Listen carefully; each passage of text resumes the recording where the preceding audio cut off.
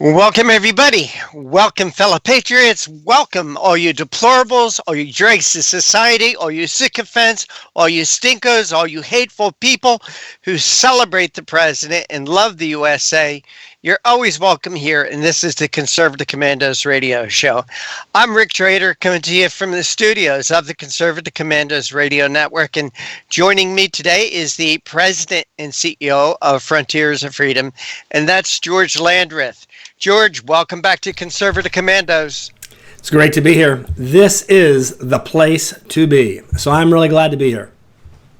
And George, I'm glad you're here also. Well, George, it amazes me in the scheme of things, in the grand scheme of things, that when Barack Obama was elected, George W. Bush seemed to just went off into the sunset.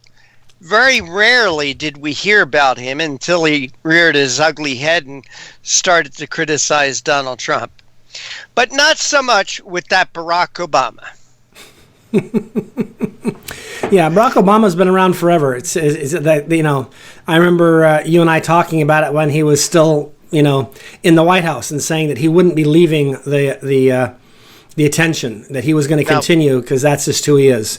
Yep. And there's actually been a tradition that's been bipartisan. Bill Clinton basically went away after he became president. George Bush Sr. basically went away. That's just how it was done. You basically serve as president. Ronald Reagan went away. Yeah, really. Yeah. And then before that, that wasn't, that's just the way it was done. You didn't typically spend your time using the fact that you were a former president to undermine the current president. You just kind of let that alone because it was kind of nice for your president to be above those kind of politics. But at any rate, I think it's very interesting because Barack Obama, of course, did two things this week that were very kind of weird. One, he clearly, essentially, if you will, set up the release of a private phone call in which he basically, pontificates about his views on certain things. But another one was he said that there was no precedent for what he said that anybody can find. There's no precedent that anyone can find, were his exact words, for the Flynn DOJ motion to dismiss the case. Which I thought was kind of interesting, and of course the press dutifully reports it. They don't do any fact checking at all because after all, if Saint Barack said it, it has to be true. Has to be the truth. Yeah, it could not possibly be inaccurate. So it turns out Jonathan Turley, a liberal who is a law professor at George Washington, has the temerity to post a tweet pointing out and citing the exact place and so forth that Barack Obama's DOJ, the Department of Justice, with Eric Holder, did the exact same thing, filed such a motion to dismiss. And so his point is, this is not without precedent. That means if there's no precedent, it means it's never happened before. Now, so it's just interesting. And what I found interesting is I tweeted that. And then I got this response from another law professor out west from some podunk law school who is completely unhinged. I won't say her name so as to embarrass her, but I thought to myself, she's the reason why people believe higher education may well be a waste of money. I can't imagine borrowing money to send my kids to be taught by this idiot.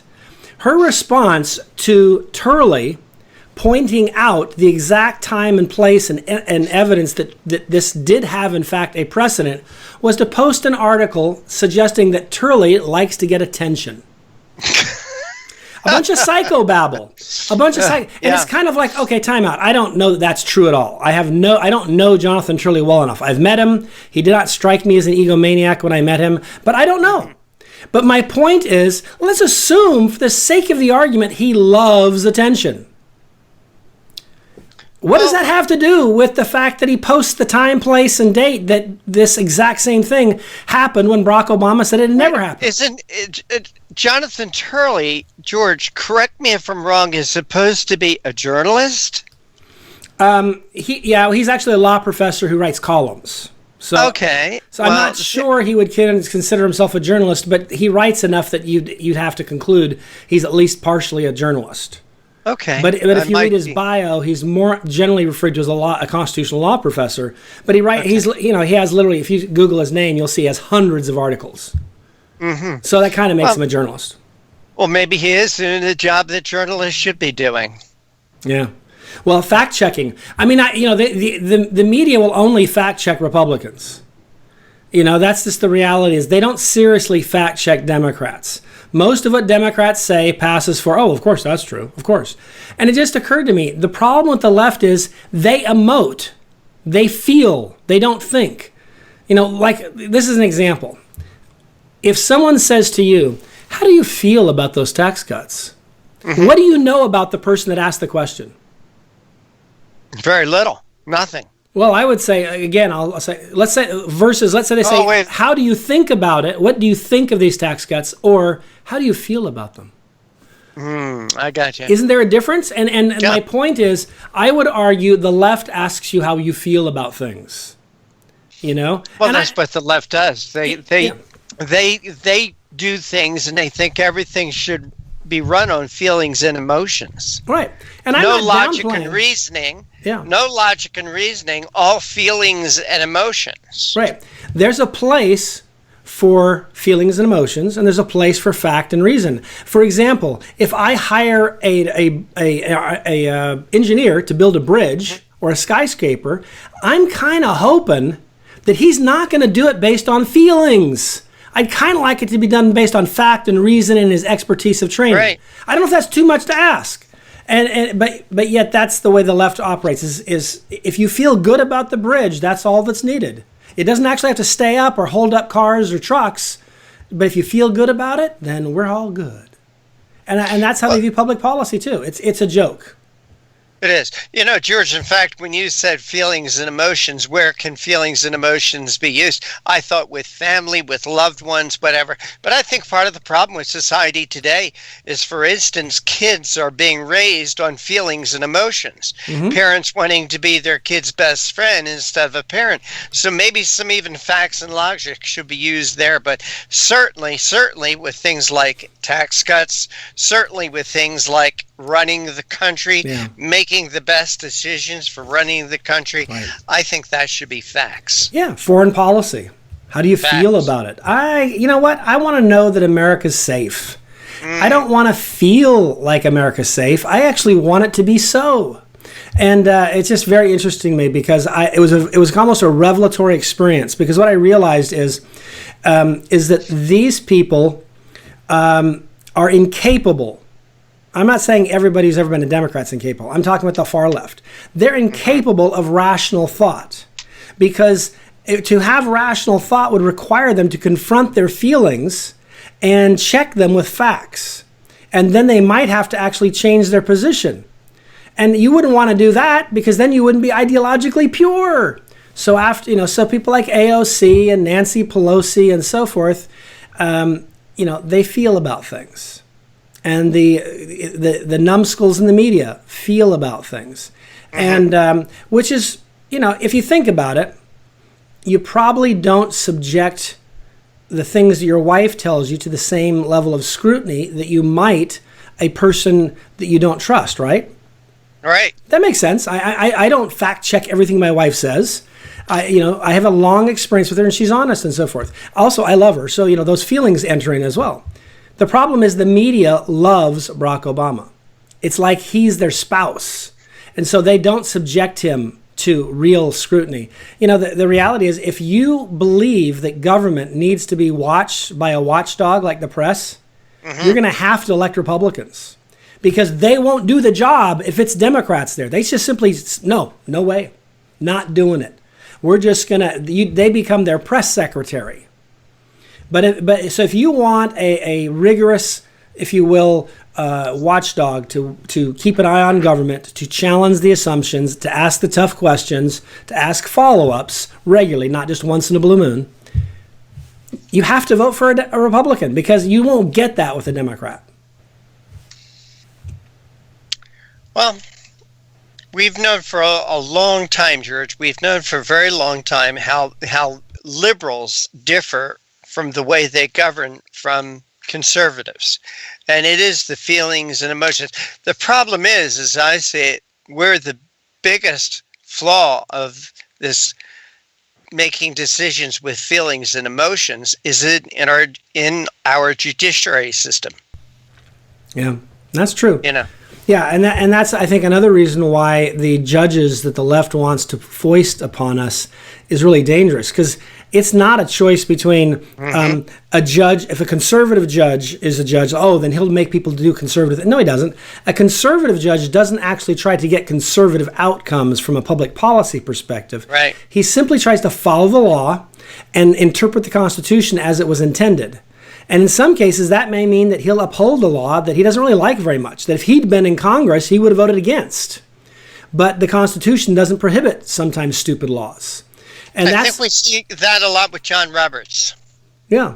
Well, and an example is that's what Mr. Justice Scalia one time said. If you are a conservative judge, you will sometimes render opinions that you don't like very much and that you don't actually agree with politically, because your job isn't to be a politician. But on the left, everything is politics. Everything. The Constitution, politics. The law, politics. Does it matter what it says? No. What matters is how I feel about the Constitution. Mm-hmm. Well, George, let's take our first break, and after that, we'll tell our audience who our guests are. And you are listening to and watching the Conservative Commandos radio show with George Landrith and yours truly, Rick Trader, coming to you from the studios of the Conservative Commandos radio network. Today's show, like all our shows, is being brought to you by the First Amendment, protected by the Second. Don't go away. George and I will be right back. We'll let you know who our guests are and the topics for our conversations.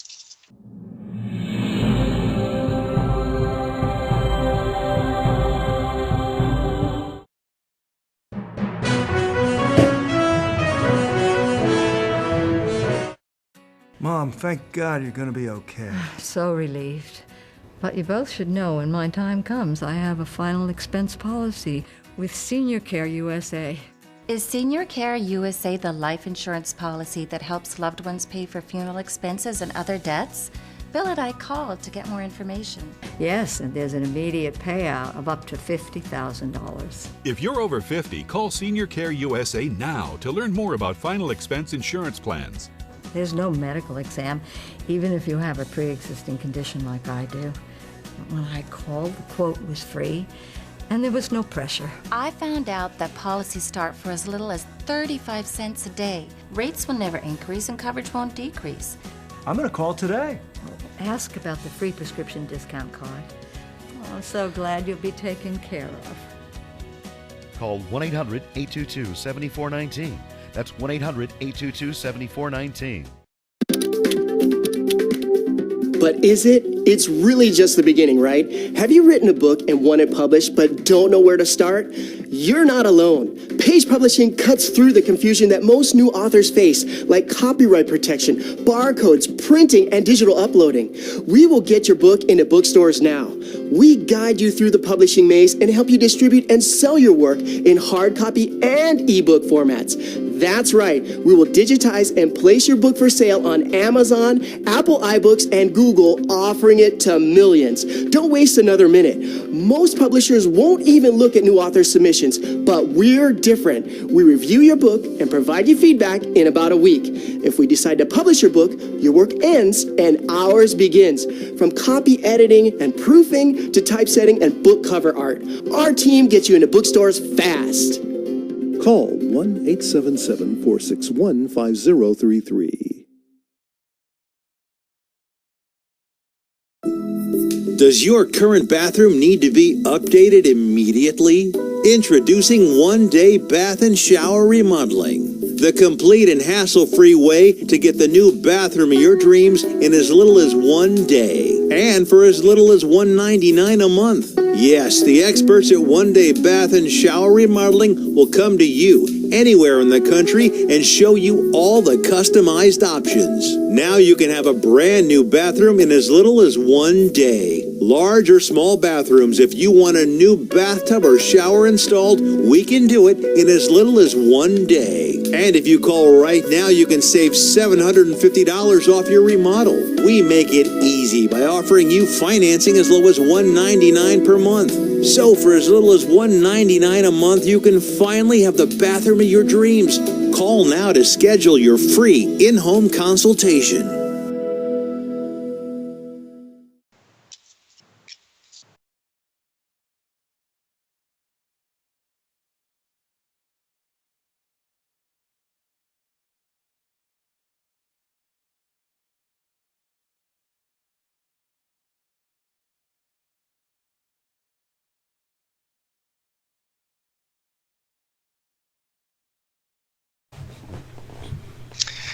And we want to welcome you back. This is the Conservative Commandos radio show. My co-host today is George Landrith. I'm Rick Trader. And for rebroadcasts of our show, check out our website, ccrshow.com.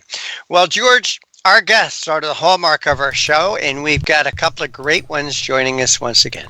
We do. You know, we have Rick Manning. He is, of course, a Conservative Commandos alumnus. He's a AUN-TV alumnus as well. He's also the president of Americans for Limited Government. So we are going to be talking with him about what's going on with all these different iterations of stimulus. We're already, I think we've passed 3 or 4 of them now. We're talking about a 4th or 5th.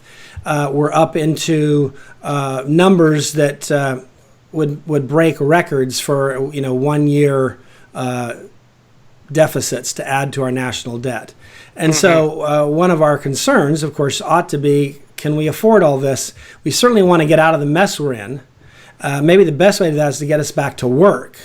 And if that requires some spending here or there, that's one thing, but just this kind of massive sending cash out in by the barrelfuls indiscriminately, but still talking about keeping the government shut down, not the government, the economy, is dangerous, because we could literally bury ourselves in a mountain of debt such that there'll be no way to dig ourselves out, and it could become such a big drag on the economy. So I expect this to be a pretty interesting conversation with Rick, just because we all want to get back to full employment, strong, robust economy, no doubt.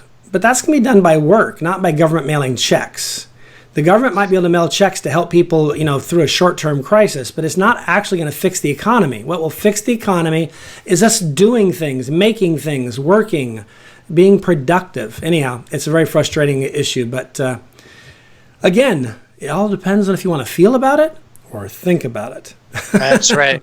That's right. So, our second guest is going to be Ximena Barreto. She's a business development director and political advisor at Engineered Tax Services. She's also the director of communications and grassroots strategy at Frontiers of Freedom. And we're going to talk with her about a couple different things. We'll see how far we get into this. I don't know for sure that we'll get through all this. It's kind of an ambitious schedule, but time will dictate. But we want to talk a little bit about our manufacturing policy and moving forward with China, what that should look like. Also, we'd like to get to talk a little bit about Rand Paul's performance earlier this week in those kind of historic Senate hearings that were done, through technology, kind of virtual Senate hearings, and how he talked about the Chinese virus and the advice we've been getting from all the experts, and is it in our best interest to, kind of without thought to do everything that we're told, and maybe we ought to sit back now and reevaluate, that kind of stuff. So I think there's some potential there for a lot of discussion too. The problem is either topic could go for a long time, but so we'll see. If Ximena and I can be efficient and slip in and out of those topics quickly, then we'll get both of them. Otherwise, we may get bogged down in one and get into lots of detail. But Ximena's always interesting. She's always passionate about the things, and you can always count on her to be an articulate spokesperson for freedom and opportunity. Absolutely. And when you talk about freedom and living the American dream, she is a perfect example of it. Absolutely.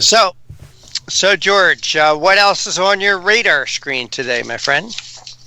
Well, we were talking about how the left doesn't like to think real, much. The other thing I've noticed is this trend.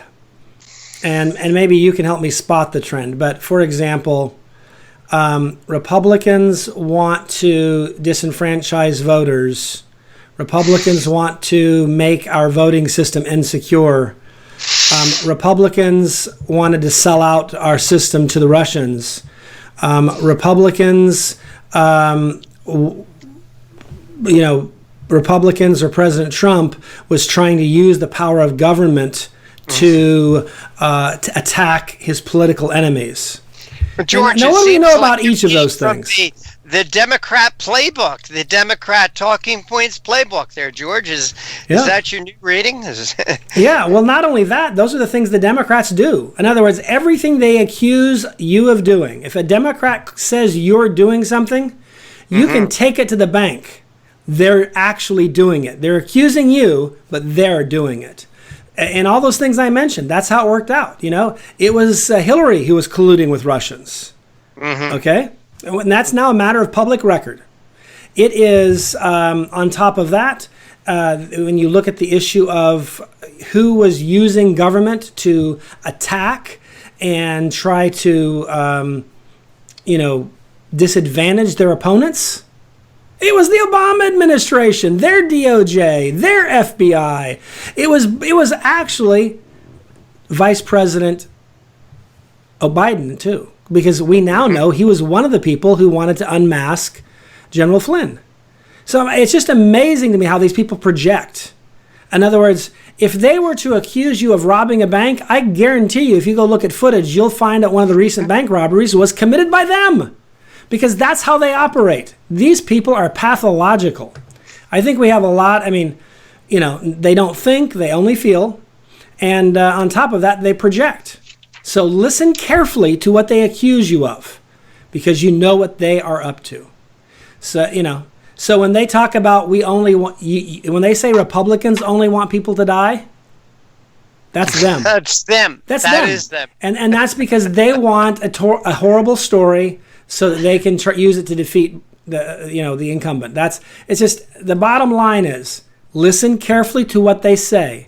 Because they are telling you what they are doing, what they're thinking about, what they're planning on, and probably what they've been doing for a decade or longer.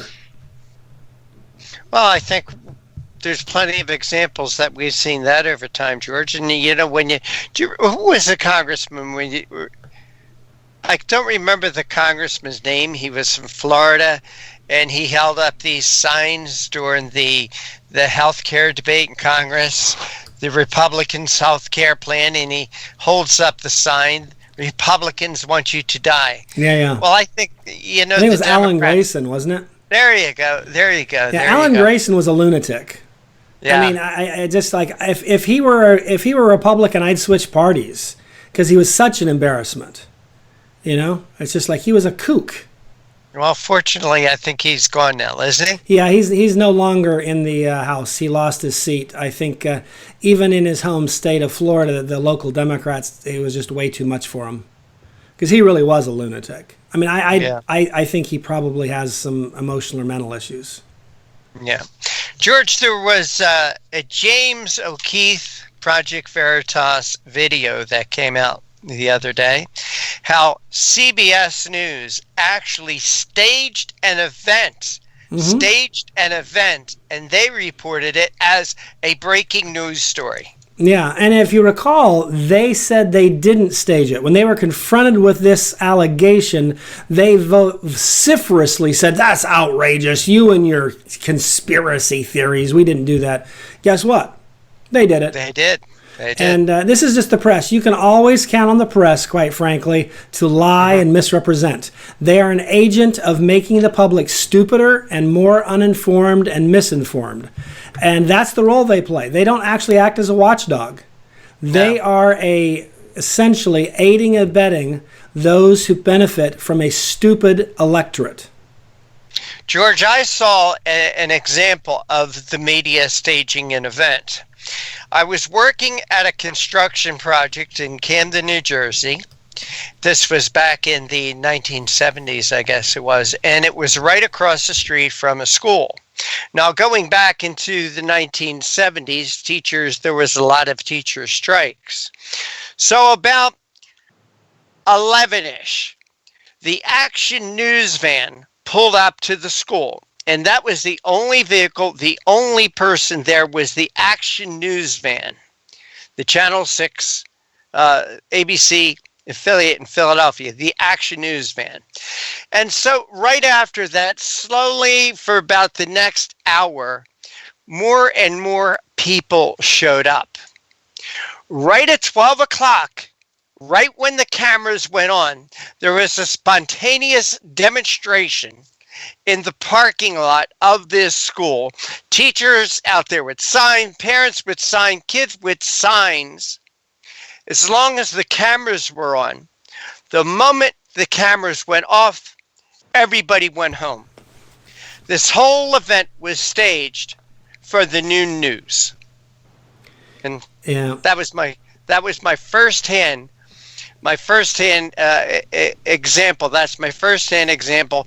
That's my firsthand knowledge of witnessing an event the media stage for their cameras. Hey, George, let's get our next break in. And you are listening to and watching the Conservative Commandos radio show with George Landrith and yours truly, Rick Trader.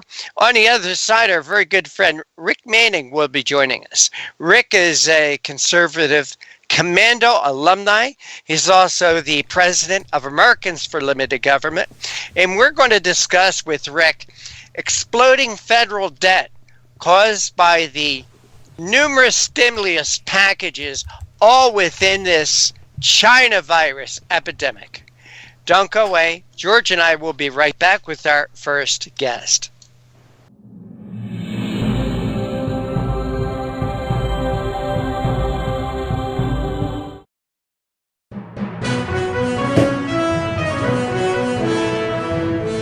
Attention homeowners, do you have a house that's in need of serious repairs? Do you have tenants that never seem to make their monthly payments? How about code violations, past due taxes, or maintenance costs you just can't afford? Then call my friends right now at Quick Cash Offer. They specialize in buying any home, no matter how ugly the situation. Turn that problem property into cash right now. It's just that simple. One call and you can get rid of that home headache forever. They buy the ugliest houses with instant closings, instant cash, and huge savings. Plus, there are no realtor fees, no listing fees, and no repair costs. Just cash in your hands for that painful property. They're buying a few more houses in your neighborhood this month. So take advantage of this cash offer and call Quick Cash Offer now.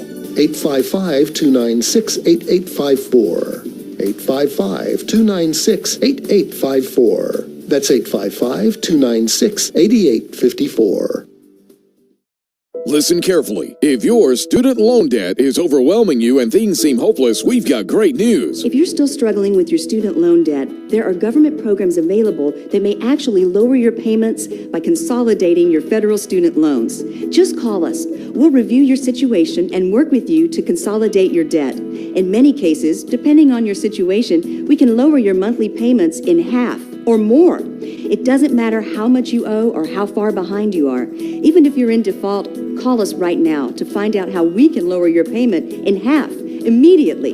You can stop the harassing phone calls and the wage garnishments. All you need to do is pick up the phone and call us right now. We can remove your default status, consolidate your federal student loans, lower your payments, and we can do it today. Stop worrying. This is a real solution that can help. So please call us right now.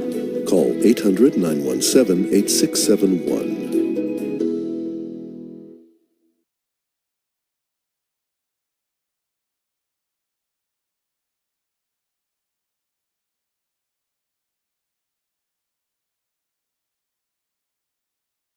Are you over the age of 50? Want peace of mind and financial security for your family? Here's an important message to you and all seniors from the Final Expense Insurance Hotline. The average funeral costs about $7,000, even more. And the most government benefits will pay your family is only $255. That leaves your loved ones with a burden of paying your debts and funeral costs. Our plans start as low as $1 per day and will pay up to $30,000 for your funeral and other final expenses. There's no medical exam and you'll have lifetime coverage. Plus, your rates will never increase and your plan cannot be canceled, regardless of your medical condition, as long as you make your premium payments. Get free information right now. Just answer a few simple questions and get approved right over the phone in just a few minutes. Call right now. Call 855-221-7334. Do you have an idea for an invention, but you don't know what to do next? How do you get in front of companies or get a patent? Call InventHelp. They've been helping inventors just like you for 35 years. And thousands of people contact them every month.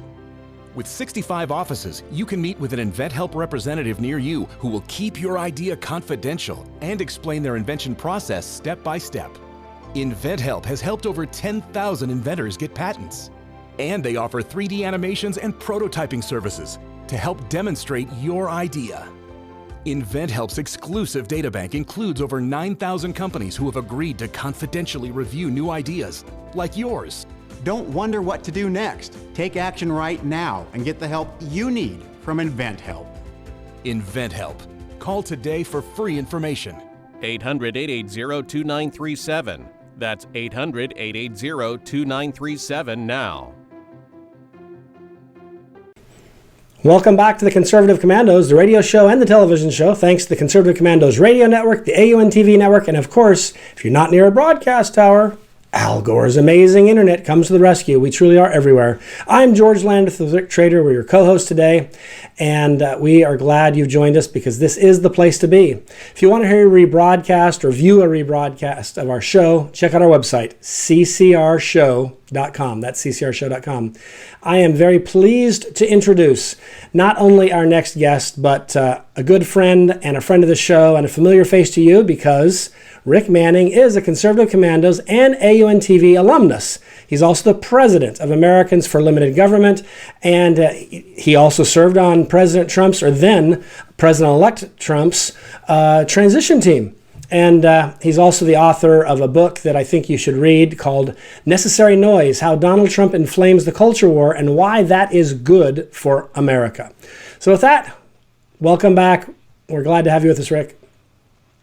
Thanks for having me, George. And, you know, it's really wild times we're in. I so many things going on, lots to discuss.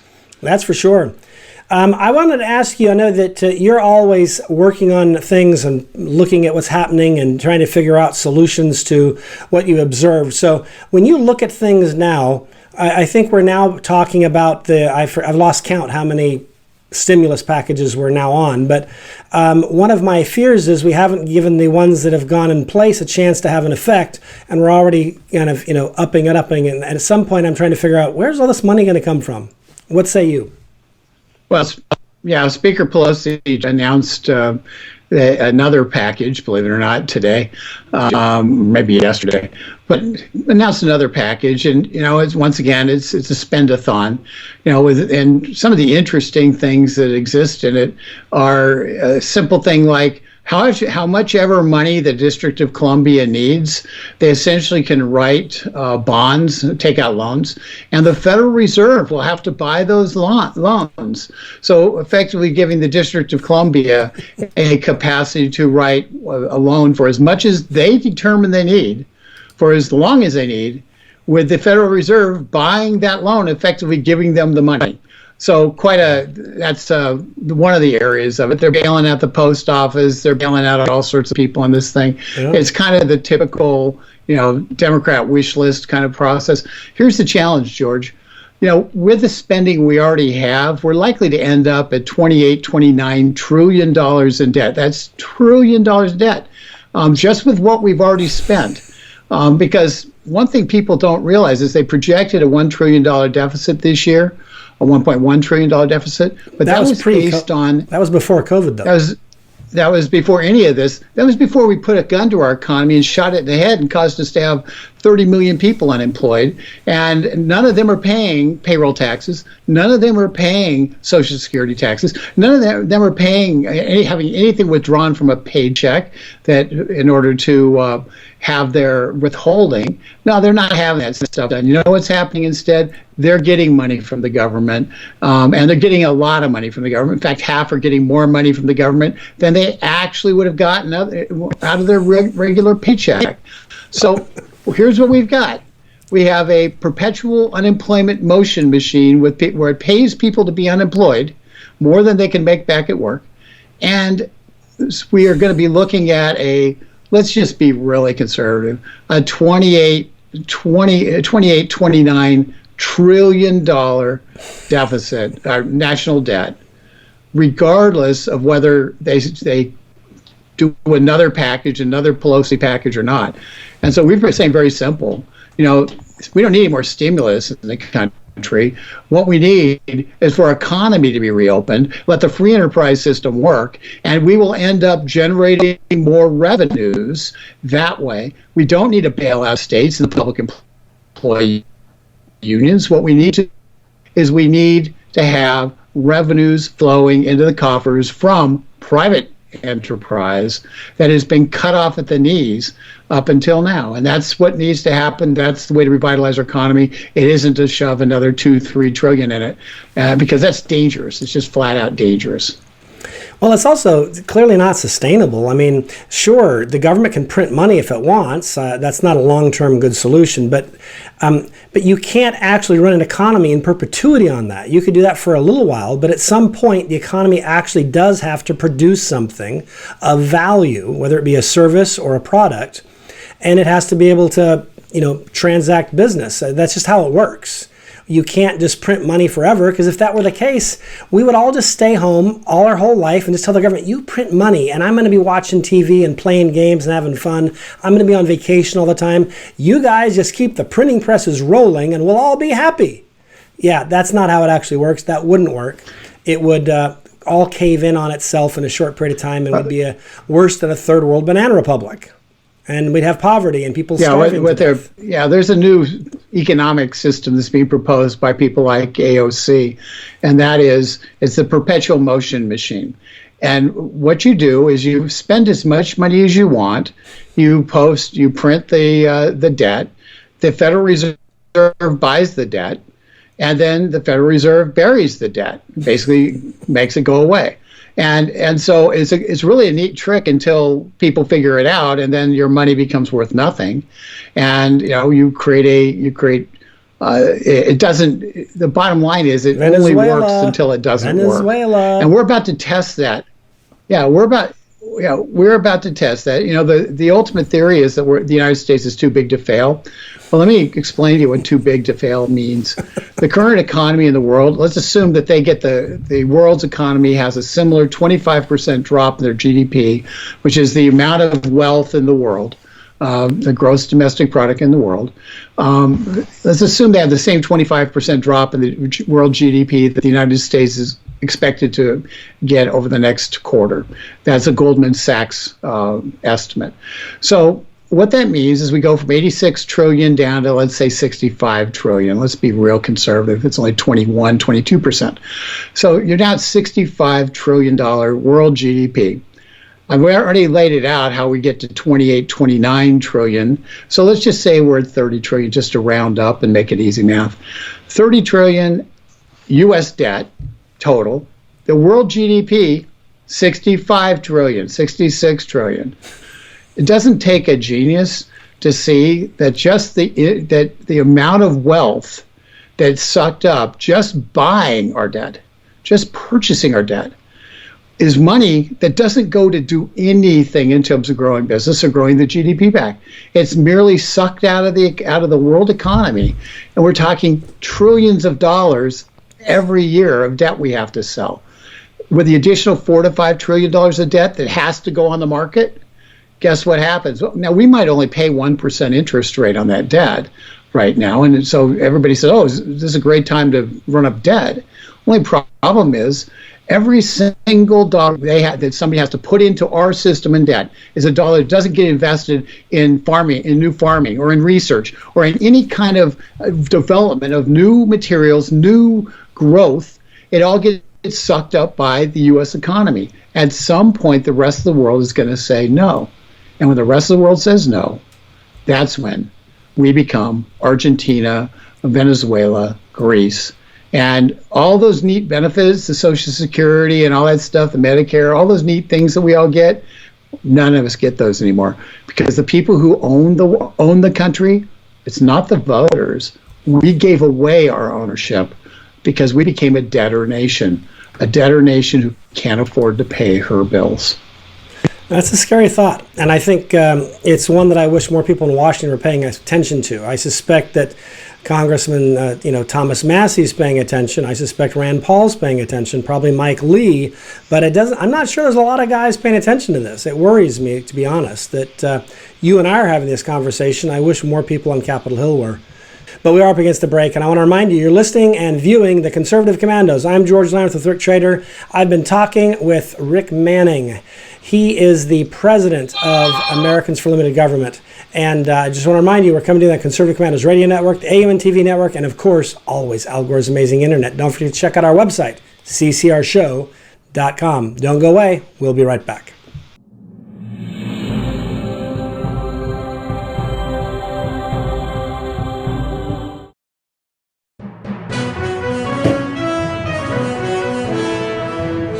Are you a veteran and are you a homeowner? Then think Streamline and maybe save yourself a few $100s every month on your mortgage. A VA Streamline Refinance. It's called a rate reduction loan because mortgage interest reduction is exactly what it does. It's just for veterans and it lowers your mortgage rate so you can save on mortgage payments every month, every year. That's a lot of money saved. And it's so easy to qualify. You don't need pay stubs, a W-2, or bank statements. You don't need a home appraisal. It's fast and easy to apply. And mortgage interest rates are very low right now. So a VA Streamline Refinance makes it super easy and super affordable to take advantage of this opportunity and really cut your monthly mortgage payments. Veteran and homeowner? Call us to find out more. 888-893-7491. 888-893-7491.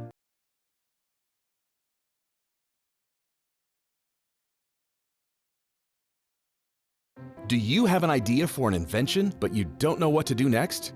How do you get in front of companies or get a patent? Call InventHelp. They've been helping inventors just like you for 35 years. And thousands of people contact them every month. With 65 offices, you can meet with an InventHelp representative near you who will keep your idea confidential and explain their invention process step by step. InventHelp has helped over 10,000 inventors get patents. And they offer 3D animations and prototyping services to help demonstrate your idea. InventHelp's exclusive databank includes over 9,000 companies who have agreed to confidentially review new ideas, like yours. Don't wonder what to do next. Take action right now and get the help you need from InventHelp. InventHelp. Call today for free information. 800-880-2937. That's 800-880-2937 now. Is your credit card debt driving you batty? We're going up! Just like your credit card fees and interest rates. To the top! With those sky-high payments! You can't forget about your debt.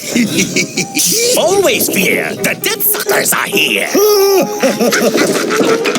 Are your payments sucking the life out of you? Just one call to Consolidated Credit can get the debt suckers off your back. Consolidated Credit will lower your interest rates, consolidate your bills into one easy payment, and get you out of debt fast.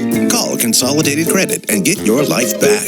Call 1-800-201-8213. 1-800-201-8213. That's 1-800-201-8213. 1-800-201-8213. When debt is the problem, Consolidated Credit is the solution. Because debt sucks! Attention Viagra and Cialis users. Are prescription drugstore prices too costly? Get 50 generic pills for only $99. That's right, 50 100 milligram generic Viagra for only $99. Our products have the same active ingredients as the brand name products. Money back guaranteed if you're 100% not satisfied. Get 50 generic pills for only $99. Order now and call the number on your screen. Have your credit card ready.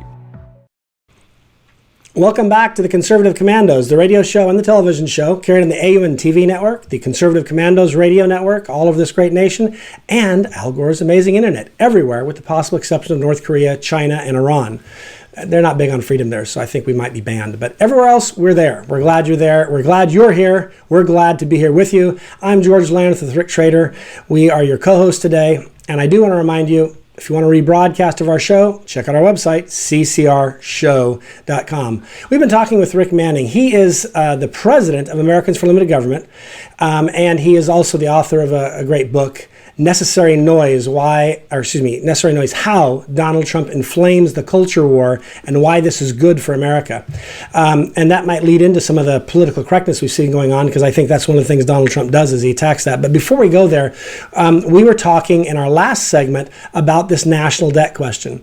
And I wanted to ask you, is there anybody in Washington listening to that, or is it just you and I talking about it? Well, the good news is on Tuesday morning in the Washington Times, Treasury Secretary Steve Mnuchin talks about the need to really slow their roll in terms of spending, because we need to figure out if it's actually manageable. We need to find out, is it needed, and to just spend without any actual recognition that you have to have a buyer for your debt before you can spend it.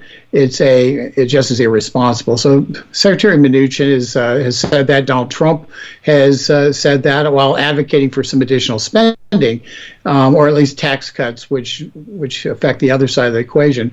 There's a real thinking process here that the piggy bank may be empty, and we need to sort of think about things before we proceed much further. So that is good news. That is good news. It is resonating, but people need to get a hold of their congressmen and senators and tell them, enough is enough. We need the economy opened. We don't need more money spent by the federal government. Well, that's an interesting kind of way for us to segue, because political correctness, I have noticed this, that whether it's on Facebook, whether it's Twitter, if you say anything like, we need to get back to work, we need to be able to get our society rolling again, we can't shut down in perpetuity, those are statements of fact. The reality is there are people who say we should say shut down until we get a vaccine, which could be as early as late fall or winter. It could be 3 years from now. It could be never. That's insane. Absolutely insane. Even if it's as early as, say, October, it's still insane. Originally, we shut things down because we wanted to, quote, flatten the curve. In other words, when you flatten the curve, you don't change the number of people who get sick. All you do is change when they get sick. You basically spread it out a little bit more. So instead of having a big hump like this, you do this to it. But the same number of people get sick, and that gives you time to gear up for your personal protective equipment, your ventilators, and so forth. This is troubling to me, because this political correctness is a way of saying, don't you speak. It's a way to silence people. It's not a serious discussion. When people immediately go to the idea of, oh, you want to change this regulation, and then their response is, you want people to die. It's like, yeah, not actually. And that's what they do now. And so to me, as soon as they say that, beware. Beware. The people you're talking to are not honest. They're not serious. They're just nuts. But at any rate, why don't you tell us about this issue? Because I think it's an important one. That kind of sums it up. But we have... In terms of political correctness, we saw it just the other day with Andrew Cuomo, the famed governor from New York, who everybody's giving high marks for his failure to keep his state safe, because for reasons that only he can explain, they managed to put a bunch of people with the virus throughout their entire nursing home system. And guess where 60% of their deaths are? From nursing homes. So Andrew Cuomo, who started the month of March saying we're going to treat the nursing homes special, we're not going to allow for people to come in. We need to protect those nursing homes from people with the coronavirus, from people bringing the coronavirus in.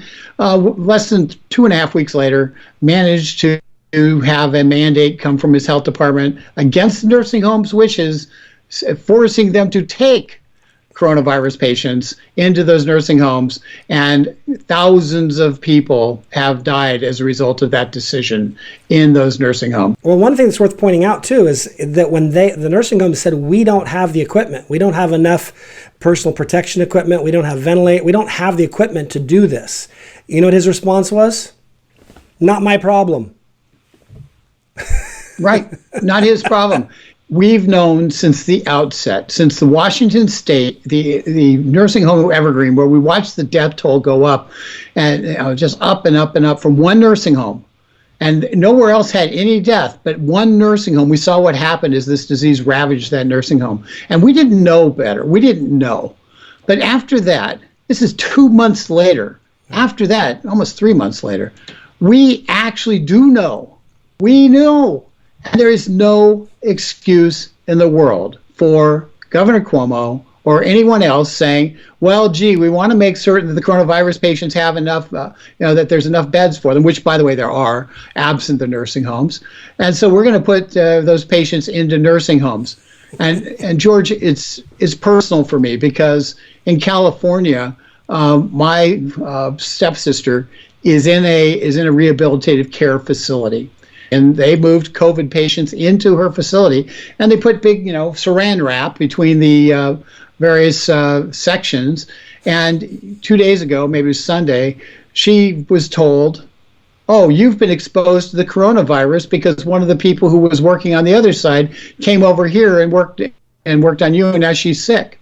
So my stepsister is in a rehabilitation facility, has been exposed to this virus because in California, just like New York, they are putting these patients into nursing homes and rehabilitation centers directly with the patients who are absolutely the most vulnerable to this disease. It is inexcusable. It borders on murder doing that, and it's government policy because they know best.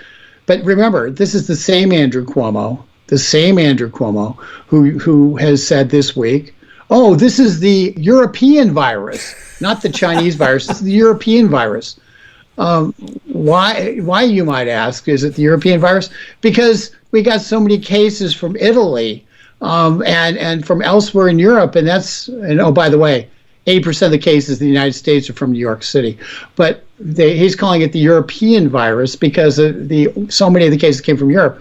Well, the reason for that was because Donald Trump shut down the travel from China for a month earlier. Well, also the Italians got it from China. Well, his thinking is he's trying to be smart and say, if you're going to say Chinese virus, that's racist. So we're going to call it the European virus and be smug and smart. Here's the sad truth. You want to know what happened? The president of the United States, Donald Trump, on January 31st, cut off all travel from China to the United States and to China from the United States. On February 1st, the mayor of Florence, Italy, which is North Italy, was in the heart of the hard-hit areas in Italy. He declared it Hug an Asian Day, and he put out a whole big advertising campaign all over his town, urging people to hug an Asian to show that they weren't racist and weren't going to blame China for the problems of the virus. Well, guess what? You know where the northern Italy, they used to do a lot of leather products. You know who bought those leather products, those companies? The Chinese. You know where the Chinese who bought them come from to actually work and oversee? Wuhan. So wow. the bozo under political correctness in Florence, Italy, basically said, go hug ground zero. And you want to know why they had such rampant cases? Because of political correctness at its core, because of a failure to recognize where this disease was coming from, and a desire to be politically correct first and contain it and protect your own citizens second. That's what political correctness did. Political correctness spread this disease to Italy, to Europe, and hence to New York City. And so when Cuomo says this is the European virus, if you don't like the virus that originated in Hubei province, no matter how you think it originated, if you don't like the virus, to blame it on Europe, to blame it on anybody but China, is a big lie and is an attempt to cover up the real problems. It's crazy. I mean, the fact is, political correctness kills. In America, we have had bad policy. Political correctness shuts down debate, makes sure that that bad policy doesn't get revealed, it limits debate, and then as a result, we have bad policies like sending COVID patients back to old folks' homes. It's like, you got to be kidding me. That's crazy. Well, Rick, you do a lot of good work. People need to know what you're doing in between when you're on the show. So tell us how we can be up on all things Rick Manning. First of all, go to getliberty.org, getliberty.org. There's a couple of take action buttons on this site. One goes to a presidential petition that talks about Stop the China Threat. The other says stopchinathreat.com is directly, or .org is directly to it. But go to getliberty.org to find that. And similarly, there's reopenamerica.now.org, which is basically the governors saying, reopen the country. So we've got those two things going on the website. The fact of the matter is, George, the fight for freedom has never been more important. And I've been working with a lot of small businesses trying to bring their stories forward about how they've been negatively impacted. Because if we don't save Main Street America, we will not have saved America.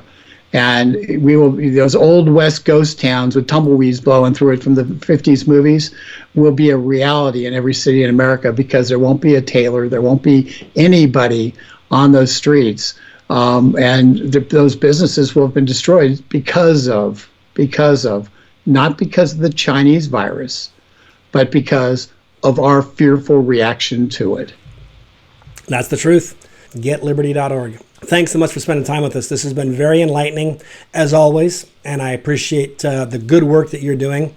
Do want to remind our listeners, we're up against the break, and we are the Conservative Commandos. Don't go away. We'll be right back.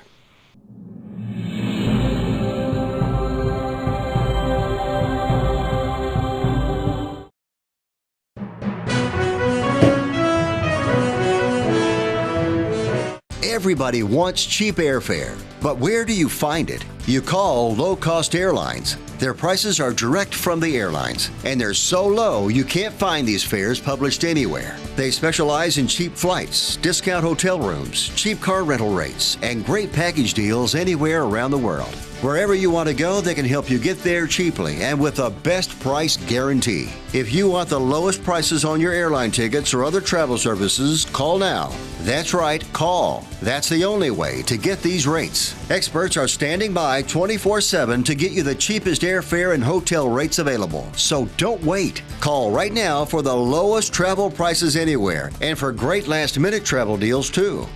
Call 888-431-0562. That's 888-431-0562. 888-431-0562. 888-431-0562. Dish TV is better than cable TV. Here's why.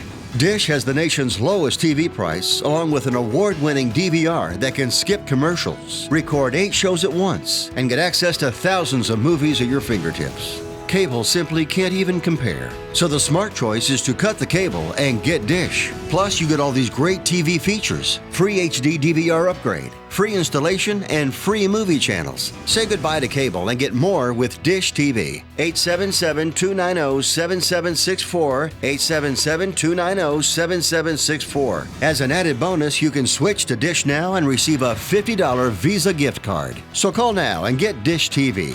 Call 877-290-7764, 877-290-7764. That's 877-290-7764. Limited time offer, 24-month commitment and credit qualification required. Cancellation fee, monthly equipment fees, and other restrictions apply. Promotion can change at any time. Friend, do you remember when it felt good to withdraw your cash from the bank to expand a business, go on vacation, or buy a new car? Well, today, withdrawing your own cash has become a very risky business, according to The Secret War, a shocking new research report. I just read it. And folks, I was amazed to learn why banks are now required to spy on us for the government and then report any suspicious or unusual behavior. I suggest you get The Secret War free. Just call the number on the screen, no charge, from the folks at Swiss America, and get this. Did you know simply spending cash today may be enough to have you branded as a potential criminal? That's right. The new war on cash is really a war against all freedom-loving Americans. The secret war is yours free, so call the number on the screen and you can tell them Pat Boone gave you the number. And once again, we want to welcome you back. This is the Conservative Commandos radio show with George Landrith and yours truly, Rick Trader. Want to give a shout out to folks who listen to us on radio stations in Jacksonville, Tampa, and the Villages, Florida, Las Vegas and Reno, Macon, Georgia, Lancaster and Pittsburgh, Boulder and Colorado Springs, Milwaukee, Wisconsin, Long Beach, California, Arlington, Virginia, Washington, D.C., as well as seen on the AUN television and network. Wow, well, we're George, really everywhere. We are everywhere. We are everywhere. Yeah. Well, George, it's very difficult to have a conversation with anybody these days without talking about the Chinese flu, as I call it, the Chinese flu. And when you do talk to people about it, it's generally how this pandemic, this epidemic is being handled by governors, by mayors, by politicians, by countries. But there's been one country that has handled it very differently than just about every other company. And the results are amazing, George, and that's Sweden. That's exactly right. It's interesting because Sweden basically opted to go with freedom. And what they did was tell people they should socially distance. They told people they should be very careful. They told people who the at-risk populations were, and they asked people to do their best to, be mindful of those factors. But they didn't make it illegal to go to church. They didn't have government orders to stay at home. They didn't have government orders to shut down businesses. Guess what? Sweden did not have the crazy spikes that the Democrats here in America said would happen in, for example, Georgia and in Florida, where Republican governors followed an approach a little closer to Sweden's approach, maybe not perfectly, but closer. And guess what? They also didn't have the same problems that they had, for example, in New York. And, so it's just very interesting. What it tells you is freedom works. And people are generally responsible. Most of us, when we understand there's a risk that our grandmother or our mother could die, we will engage in behaviors to protect them. But we don't have to be micromanaged. We don't have to be told we'll go to prison if we go to the park and play catch with our child when no one else is there. But there were people, these lunatics let criminals out of jail, violent felons who subsequently have committed violent crimes, rape and murder, so that we could lock up moms and dads who went to the park with their kid. It's like, you got to be kidding me. So it's like, we're supposed to be the land of the free and the home of the brave. And it's that's pathetic. One of the most egregious acts we saw of this, George, was that judge down in Texas who put that hair salon owner in jail because she wouldn't say how selfish she was by wanting to open her business. Yeah, he couldn't put her in jail for actually having opened her business. That's the interesting thing. That's not why he put her in jail. He couldn't have. The law didn't support that result. So he basically said, I'm the judge, you need to apologize. And when she said, I won't, that's when he sent her to jail. George, there's one thing I always wondered about. I hope he doesn't win his re-election, by the way. Oh, I hope not. I always wondered, though, George, what the left-leaning media would have done if that was a white judge and a black salon owner. Oh, yeah. Then of course, the white judge would be a raving lunatic racist, and unless of course you didn't hear any of that. Since this judge was black and the salon owner was white, you didn't hear any of that. But I just wonder what would have happened if it was the other way around. One of the things this judge tried to insult this woman in public by making her apologize for what? Her selfishness. Thank God the Attorney General and the Lieutenant Governor and the Governor of Texas did the right thing by by getting this woman free and the Supreme paying Court her of Texas. fine. Right. Yeah, the Supreme Court of Texas basically the next day ordered that she be released. Yep. You know, this is a rogue judge. He needs to be turned out from office. He cannot be trusted with power. He is untrustworthy. This is not simply a time where he misread the law or made a mistake. He's a rogue judge. He cannot be trusted. You know, he's got to go. He can get another line of work. Let's see what the people of Dallas, Texas do. Yeah. Let's see if they reelect him. Yeah, well, and that'll tell us a lot about them. Shame on them. Shame on them if this man gets reelected. One thing's for sure: if he's reelected, I think I will probably encourage others to cease doing business in Dallas, Texas. Well, that's what the left does all the time. The left does that all the time. So I think it's maybe time we start playing that game. Oh, I've said that ad nauseum, that we conservatives should start using our economic power as a second vote. Let's take a page out of Barack Obama's playbook. Let's reward our friends and punish our enemies. There you go. Right? Yeah, but we won't use the power of government to do it. We'll use our own wallet. Yeah. Our money. Hey, George, there's another politician out there who I think needs to be brought before the voters, and that's Mario Cuomo. Yeah. Not Mario Cuomo. His son, Andrew. Andrew Cuomo. Yeah. Andrew? I'm getting the Cuomos mixed up. I think the son isn't the son Chris Cuomo, the one at CNN? Oh, yeah. So it is Andrew Cuomo. I was getting Chris and Andrew. Yeah. These political family dynasties, they've got to go too, George. All right. Andrew Cuomo. I think he's responsible for a lot of deaths because of his actions, not necessarily saving lives because of his actions, but caused a lot of deaths. Absolutely. For example, in New York, 5% of the seniors living in nursing homes have died from COVID. Okay? In Florida, it's about 1/10 of that number. What was the difference? Cuomo, when senior citizens became ill and they were at a nursing home and the nursing home sent them to the hospitals, he said, oh, no, go back to the nursing home. And so you had people who were sick with the Chinese virus in the nursing home, in close quarters with other people who weren't sick, but they were still very at risk. And as a result, the thing spread like wildfire. And you had all these deaths. Now, let's ask, how did Florida do it?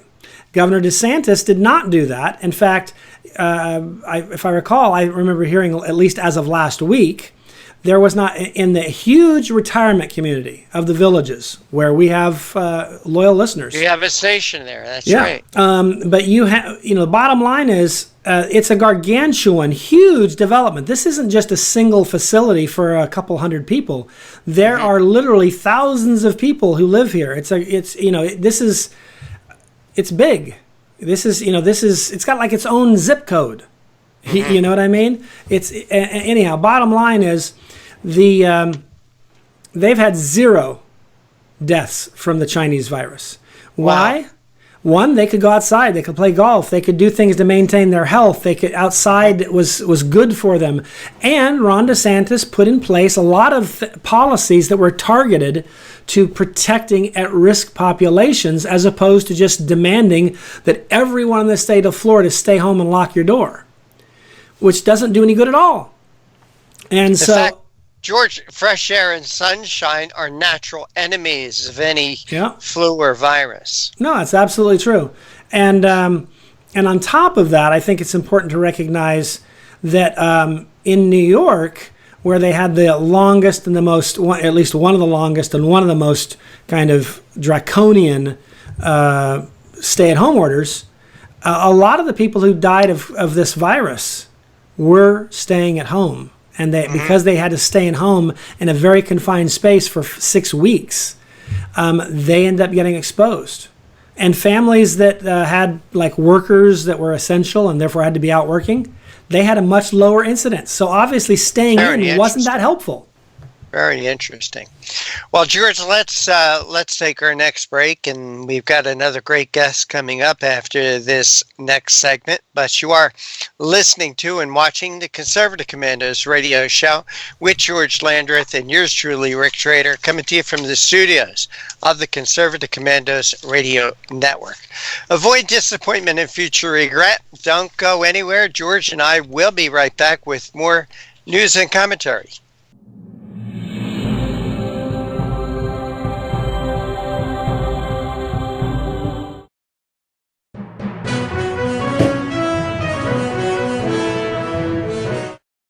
Mom, thank God you're going to be okay. So relieved. But you both should know when my time comes, I have a final expense policy with Senior Care USA. Is Senior Care USA the life insurance policy that helps loved ones pay for funeral expenses and other debts? Bill and I called to get more information. Yes, and there's an immediate payout of up to $50,000. If you're over 50, call Senior Care USA now to learn more about final expense insurance plans. There's no medical exam, even if you have a pre-existing condition like I do.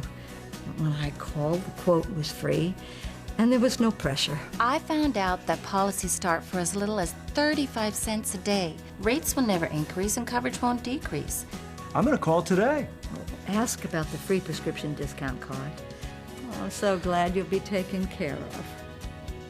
Call 1-800-822-7419. That's 1-800-822-7419. But is it? It's really just the beginning, right? Have you written a book and want it published but don't know where to start? You're not alone. Page publishing cuts through the confusion that most new authors face, like copyright protection, barcodes, printing, and digital uploading. We will get your book into bookstores now.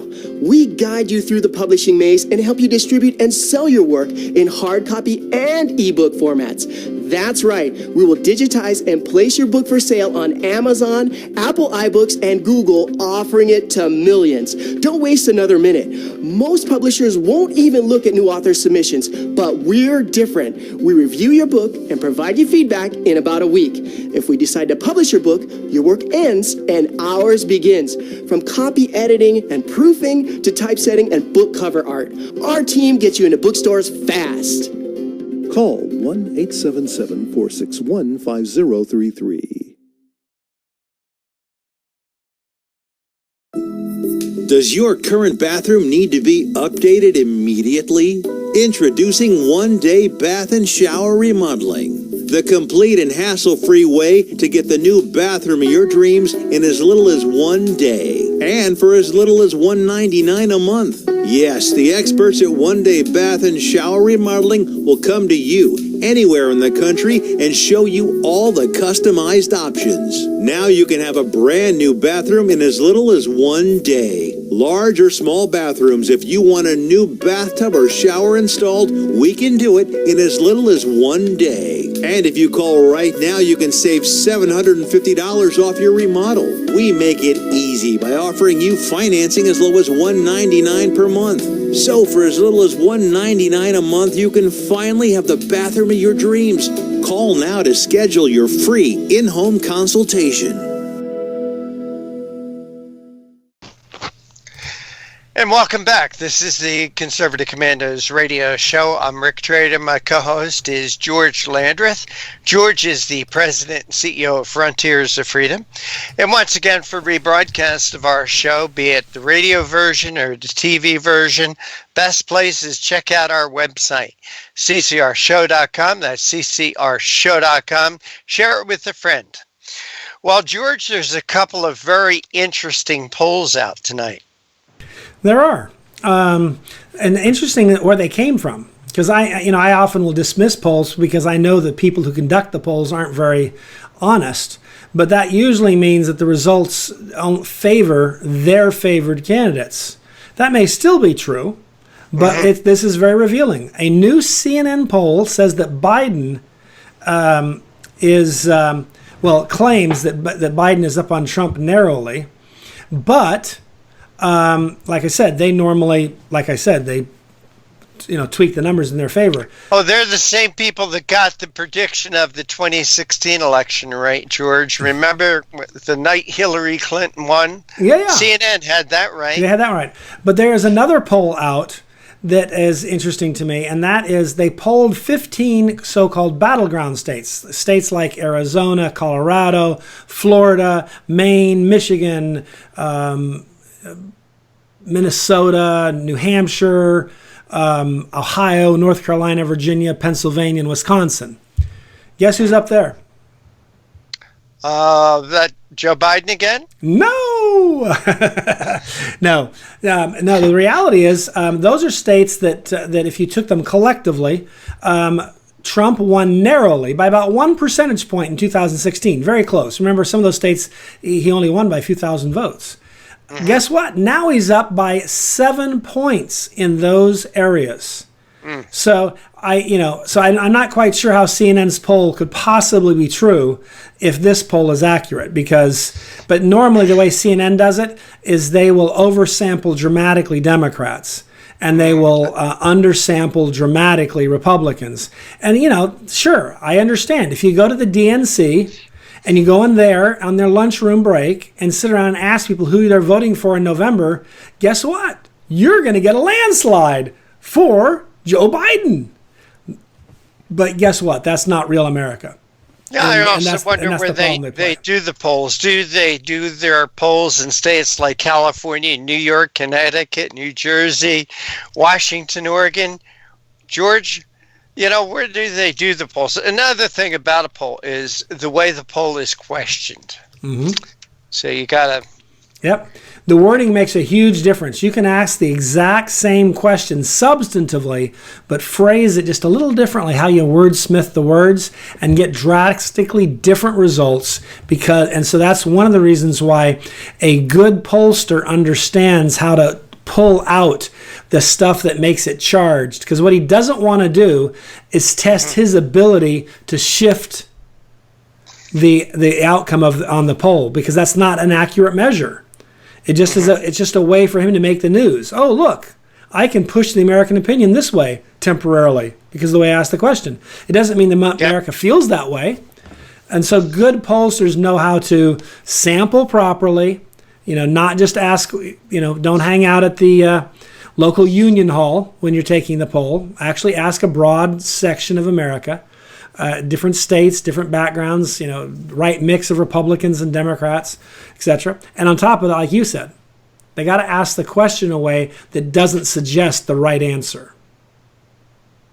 Well, George, speaking about questions, Joe Biden got a question about sending money to the Palestinians. And I think this is something all our Jewish friends out there, all our Jewish listeners and viewers should hear about, that Joe Biden has said he's going to reverse a Donald Trump decision and actually start sending money to the Palestinians again. Yeah, he has said that, it's one thing, I think people can look at the Palestinian people, not their leadership. I'm talking about just the average everyday citizens. And there's obviously lots of good Palestinians who don't mean any... I have friends who live in Israel, and they have friends who are Palestinians, and they say they're good people. That's not the issue. The issue isn't here to condemn all Palestinian Arabs. But the Palestinian leadership, the Palestinian Authority, is essentially an arm of radical, Muslim extremists. And so... The Donald Trump said we're not going to send them money anymore because they do things like send money to people who blow up themselves in the marketplace. So if you blow yourself up in the marketplace, the Palestinian Authority will set your family up for life with effectively a trust fund. And he says I'm not going to support that. And I agree. No American should support that.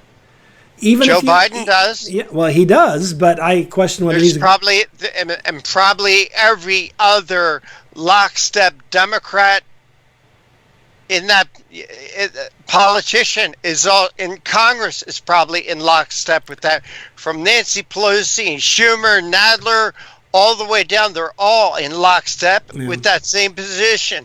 Oh, we're going to send money to the Palestinians. George, I wonder how much of that money actually trickles down to the average Palestinian that you're talking about earlier, that not every one of them is bad.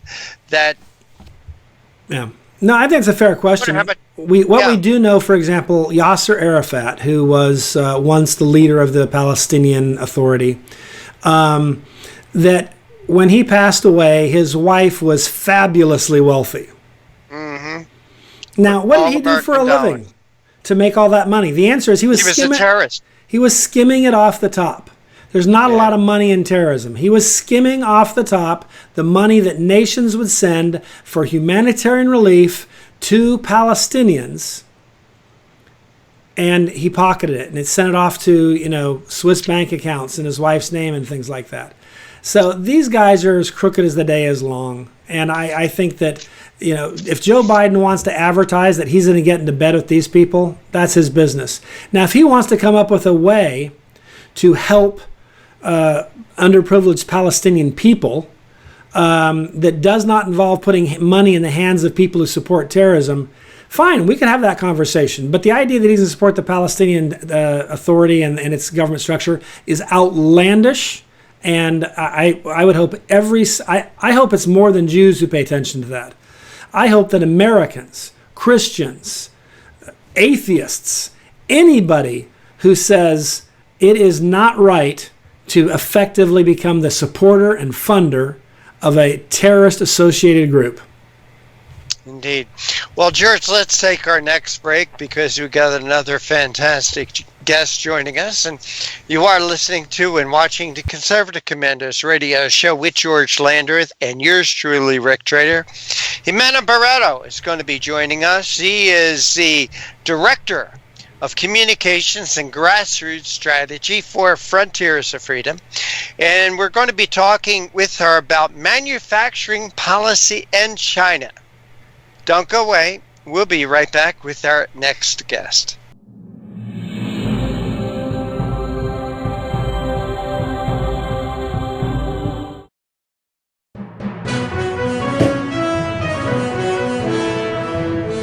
Attention homeowners. Do you have a house that's in need of serious repairs? Do you have tenants that never seem to make their monthly payments? How about code violations, past due taxes, or maintenance costs you just can't afford? Then call my friends right now at Quick Cash Offer. They specialize in buying any home, no matter how ugly the situation. Turn that problem property into cash right now. It's just that simple. One call and you can get rid of that home headache forever. They buy the ugliest houses with instant closings, instant cash, and huge savings. Plus, there are no realtor fees, no listing fees, and no repair costs. Just cash in your hands for that painful property. They're buying a few more houses in your neighborhood this month. So take advantage of this cash offer and call Quick Cash Offer now.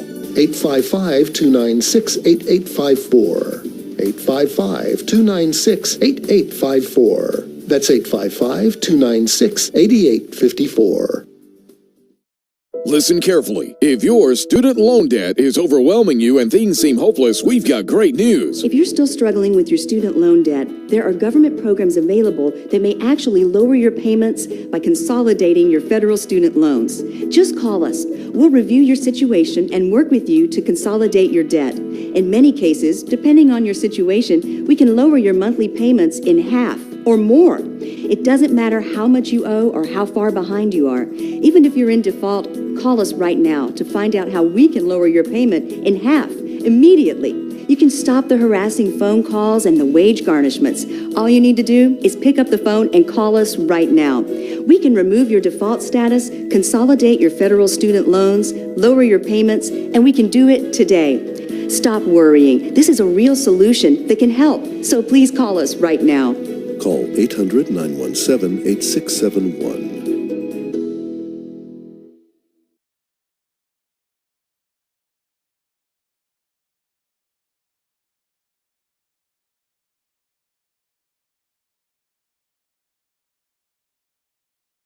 Are you over the age of 50? Want peace of mind and financial security for your family?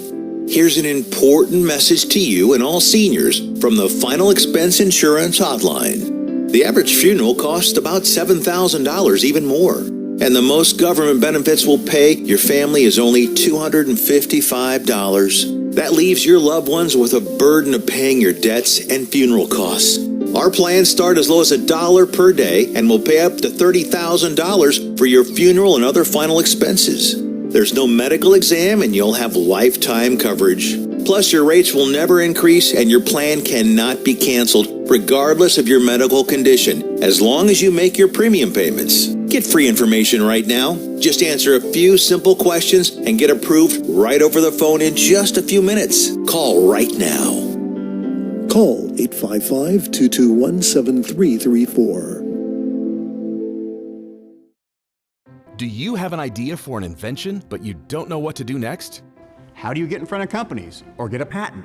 Call InventHelp. They've been helping inventors just like you for 35 years. And thousands of people contact them every month. With 65 offices, you can meet with an InventHelp representative near you who will keep your idea confidential and explain their invention process step by step.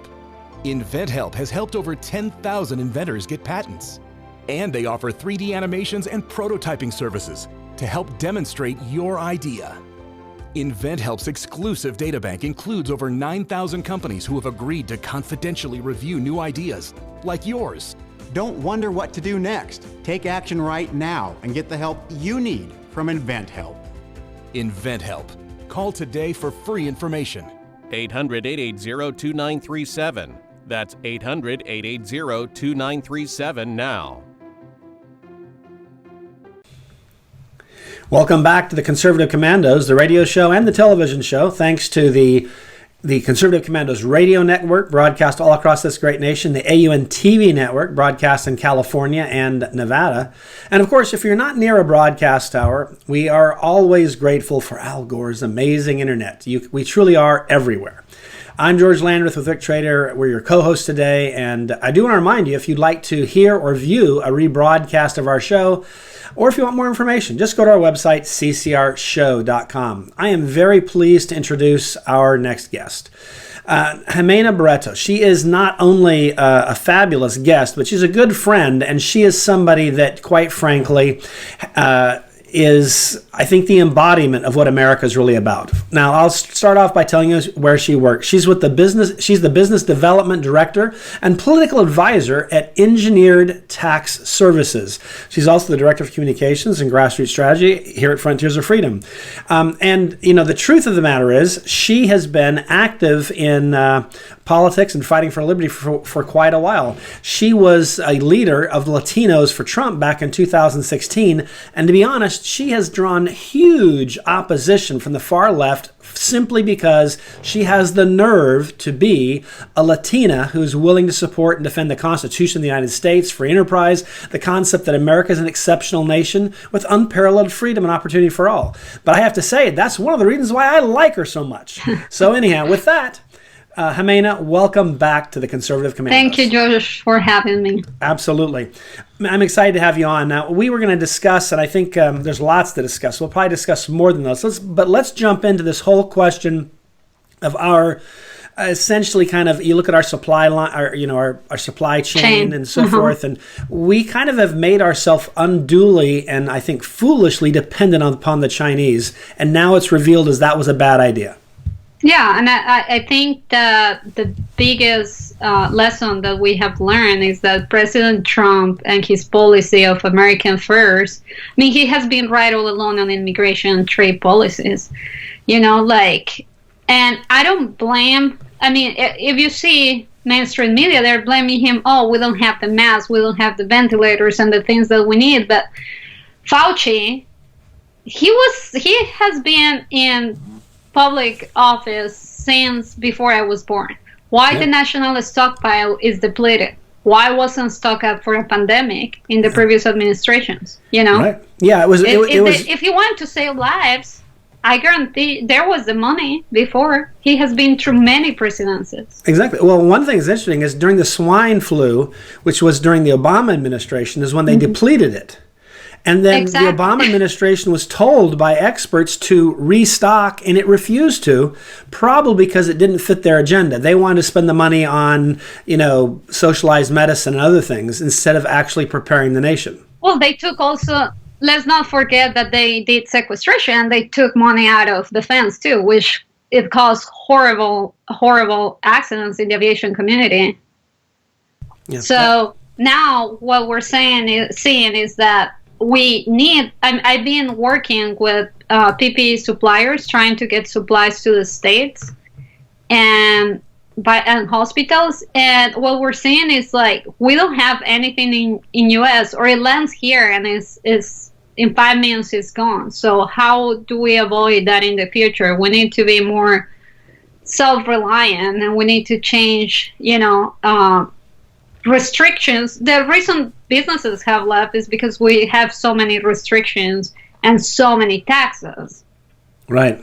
You made a very good point there, because, it's kind of self-evidently true that if we were to buy our aircraft carriers or our missile defense from the Chinese, that would be really stupid. Yeah. I don't think anybody would really challenge that. I would hope that even Joe Biden might agree, assuming he would understand the question. But we'll talk about Joe after. We'll get to him in just a minute. But the bottom line is, I think we have to add to the list. I think, say this time last year, sure, aircraft carriers, fighter planes, bombers, missile defense. But I think now we understand that, quite frankly, national security depends also on things like you were mentioning, this, personal protective equipment, medical equipment, even medicines. It would be really, it's fine. We can buy flip-flops, for the beach from the Chinese. I don't really care. And if we have a shortage of flip-flops, I bet we survive. It's very difficult for me to see flip-flops ever being a national security issue, but medicine is. So I think we have to actually look more deeply and ask ourselves, what else is actually a national security issue? And I'm prepared to take flip-flops off that list. But what else would be? Because we may have overlooked other things too. We have a shipment from one of our clients coming out of China, and the plane was ready to go, and the inspector comes to check, and it was not what they promised it will be in there. So they're being counterfeited. Thankfully, the FDA has been good at keeping up with all of that, and they have banned a lot of factories. In KM95s, there's only like a few factories approved. But the crazy thing, another thing, 3M. So Florida now is, the Justice Department is going after some people price gouging. So the 3M 1860s Neosh masks are usually like $1 before the pandemic. Now people are selling them for $6. Thankfully, the Justice Department caught up on that, and now people are being persecuted. But I mean, there's a huge demand. So people see the opportunity to charge all of these, and then there's things coming from China that are not working. So what do we do? Yeah. And I mean, we're not out of the woods. This is gonna get worse when winter comes around. Yeah, no, I think that's a very real fear. And I think we have to also not just worry about this particular pandemic, but recognize that there'll be a future one. We're vulnerable. And we can't be, it'll be a crime against humanity, quite frankly, if we don't learn from this experience so that next time we are better prepared. Yeah. I mean, this has been worse than 9/11, if you think about it. I mean, it has attacked the whole country, all the economy, children. I mean, the cases of domestic violence have increased, suicide. It is crazy. Yeah. Well, and you've got 30 million people who are unemployed, and you've got literally tens of thousands of businesses that have closed, and they will never open again. And even with all the stimulus that's been trying, the government's already released figures saying, some of these will never come back. They're just done. And that's going to be tragic. That means people will lose their homes. People will lose their life savings, their life's work. And that's not a good thing either. Yeah, I think that our leaders need to catch up on that and be like, you know what, like, all of these companies are closing, all of these restaurants. We need to change all regulations and allow these companies to come back. And look, did you see Tesla? I'm a huge fan of Tesla because, I mean, they went ahead and opened, even though the government of California opposed that, and they won. And I think that people are starting to wake up and fight we're losing, our rights and our livelihoods because of this virus. And we should the government should give incentives to companies like Tesla that change their supply chain to make ventilators and Ford, and try to find a way for them to help us refill the national stockpile somehow. It is. I think you make a very good point about this question of where does government get the authority to essentially put law-abiding citizens under house arrest, practically speaking, or certainly virtual house arrest, for 6 to 8 weeks. Originally, and it's pretty outlandish. It's been 8 weeks already. It's been 2 months already. Yeah, 2 months now. Yeah, so time flies. And we're going for another month. This Right. is June 10th. They changed it yesterday to June 10th. Yeah, and some people are, some states are saying they might be closed through August. It's stunning to me. And it's not based on science. For example, shutting down beaches isn't necessary because there's Florida no cases and Georgia are open and the cases are actually going down. Like Right. it's stabilizing. And I think we need to just do more testing and antibody testing and go from there. Yeah, and we can protect at-risk populations without shutting down the entire country. But we are up against the break, but I'm excited that you're sticking around because I know we want to talk about Joe Biden, what's going on there, and there'll be plenty of that to talk about. But I just want to remind our listeners and our viewers, this is the Conservative Commandos. I'm George Landrith with Rick Trader. We are talking with Ximena Barreto. We will be right back after these messages, but I do want to remind you, we're coming to the Conservative Commandos radio network, the AUN TV network, and always on Al Gore's amazing internet, with things like TalkStream Live, iHeartRadio, TuneIn, Net Talk America, etc. We're there. Also our own website, ccrshow.com. Don't go away.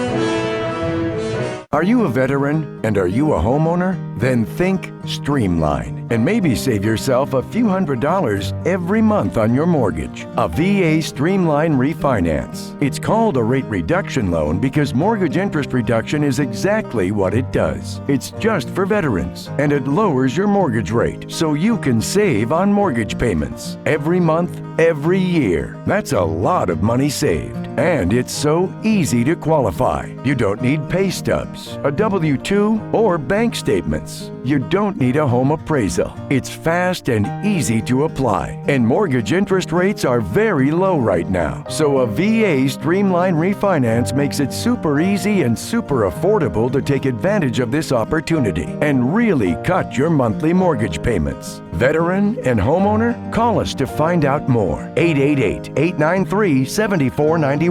888-893-7491.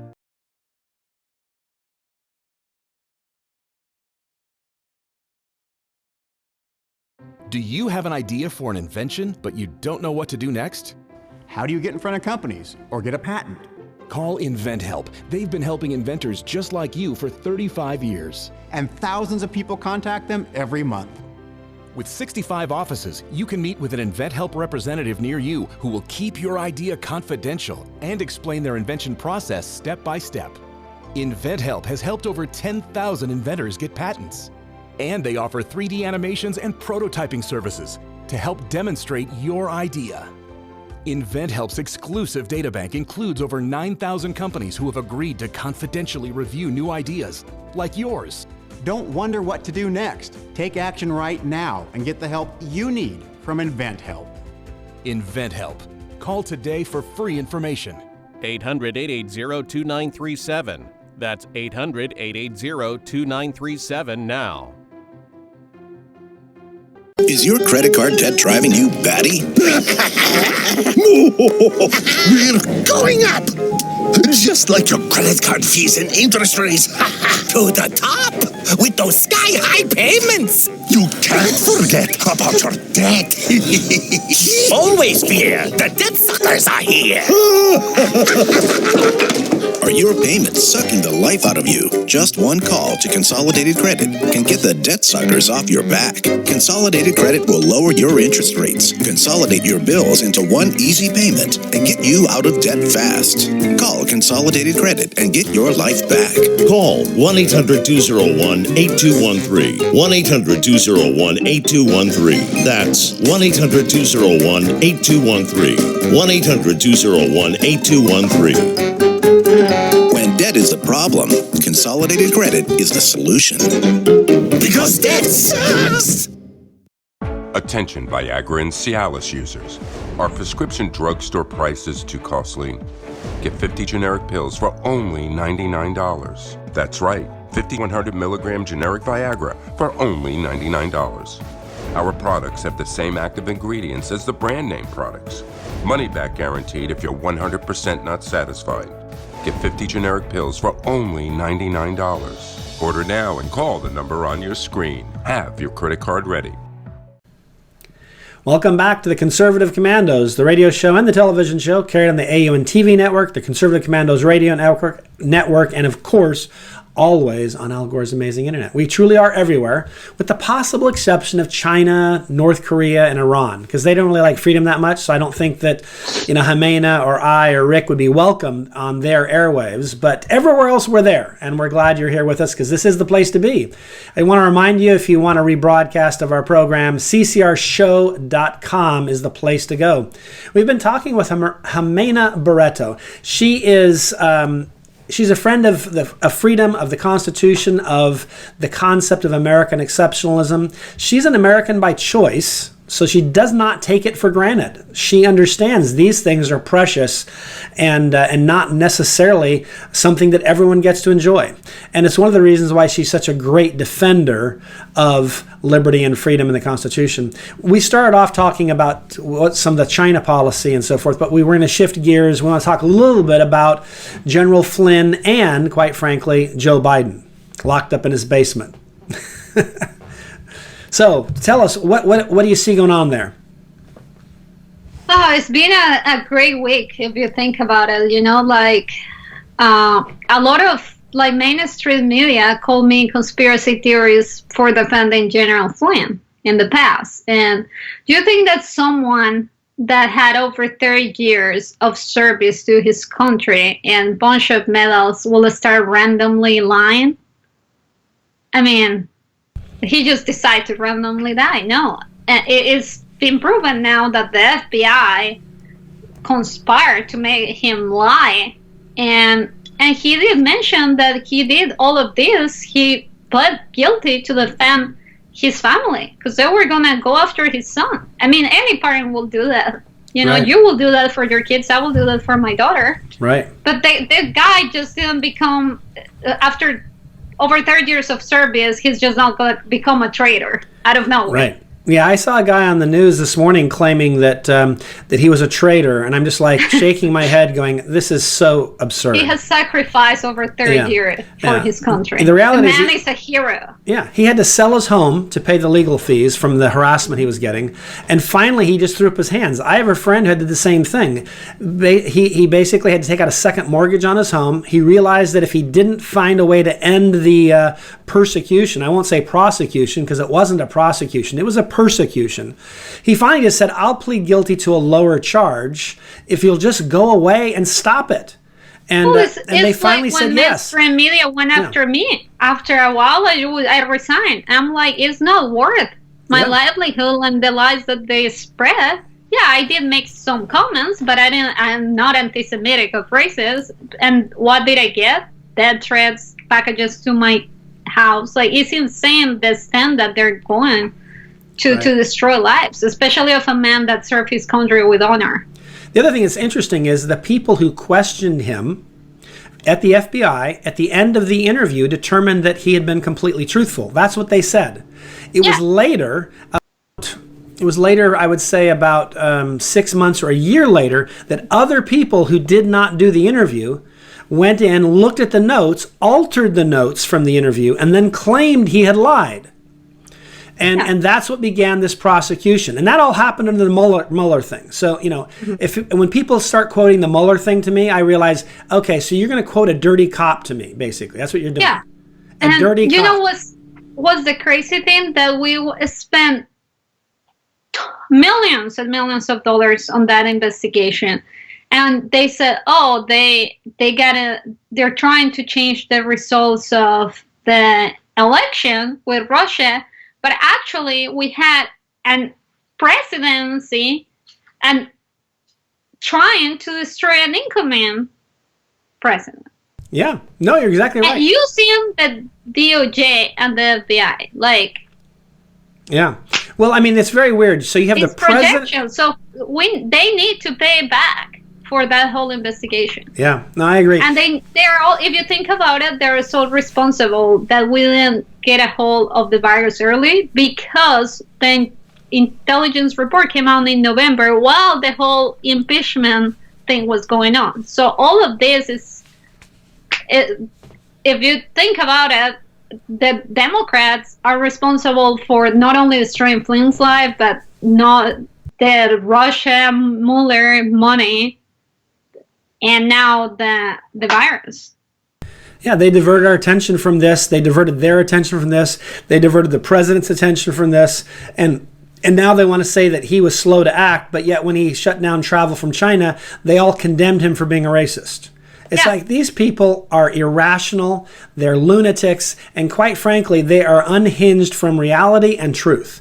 But one of the things I guess that troubles me about this whole thing the most, though, is when you look at how they've approached this, when the Democrats accuse you of something, they're actually doing it.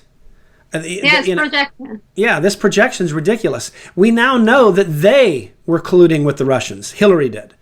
She through an intermediary paid for Russian people to help create a phony dossier that became the basis of all of this.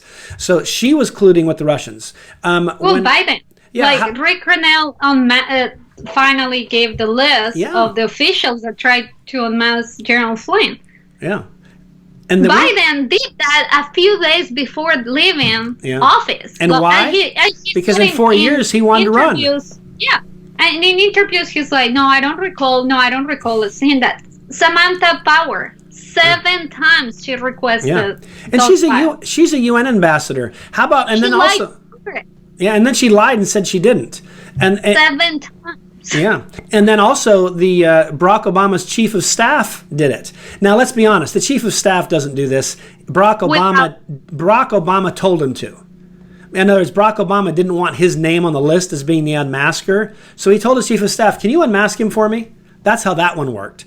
And all this was done. So they tell us that the president, or Trump, now President Trump, was working with the Ukrainians to damage his future political opponents. Guess what? Joe Biden, Barack Obama were doing that. They were doing that from day one. So it's just very interesting. The projection here is mind-boggling. The crazy thing is, if you see on the list, there is a bunch of ambassadors from random countries trying to unmask Flynn. I don't know why. And then Brennan Clapper. Yeah. The whole thing is. One thing I've noticed. It's scary. If they do that to a general, what are they going to do to you or me? Right. No, that's a fair point. Now, one thing I find troubling is that the left and the media, I repeat myself, have essentially rallied the troops and said, "Oh, people get unmasked all the time," and I don't doubt that. I think that in the not a few days before leaving office. I don't. Well, also, think. it's not. It's not the president of the United States and the vice president of the United States and the director of the CIA who are doing it. It's usually people who are analysts who are basically reviewing transcripts of conversations that trouble them, and they need to find out who is doing it, so they get it unmasked, they so they bring can tell. It up to And the I'm chain sure of command. Exactly, that happens all the time. Vice president and. But I guarantee you, the president of the United States is not unmasking many people. His chief of staff is not. That's rare. The vice president is not. That's rare. And so the bottom line is, the media as usual, is dishonest and, just trying to buffalo us. Well, Ben Rhodes was saying last night, so Rick Grinnell, he's not even confirmed, is now telling us what happened. And I said, you know what? Rick Grinnell was confirmed as ambassador. So he doesn't need confirmation because it transfers. Not only that, how long did it take him to get confirmed? A year and a half. And Democrats that are supposed to love the LGBT community voted against him. So now it's like, I love that he was able to uncover this. Yeah. Well, it's like a huge vindication of everything that they have done to him. Absolutely. Too. He's done a great job. I've been very excited about the work that he's done. I love him. He's amazing. We are running up against the clock, and there's two things I want to make sure we do. One is I'm excited that you're going to be in the near future hosting your own television show, and I think that's great news. And we ought to promo that and let people know. And then also, you ought to make sure you tell people how they can follow the stuff that you do, because you're active on social media. You are always on top of issues, and so they need to know how to follow Ximena and know what Ximena is working on, because they'll be smarter for it if they do. So on Twitter is @RepublicanChick, and then Instagram is the Republican Chick, and Facebook is the Republican Chick, and I'm working on my website. So excellent. Once I have it, I'll let you guys know. Fair enough. That's awesome. And I assume that is your show going to be called something with the Republican Chick? Yeah. Great. That's good. I'm excited about it. It makes things busy. No, that's right. And and you definitely are that. So I appreciate it. It's been great to have you on the show, and I am going to be excited.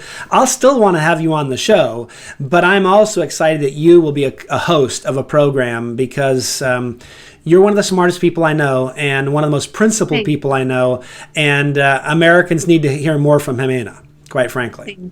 So don't go away. Rick and I will be right back.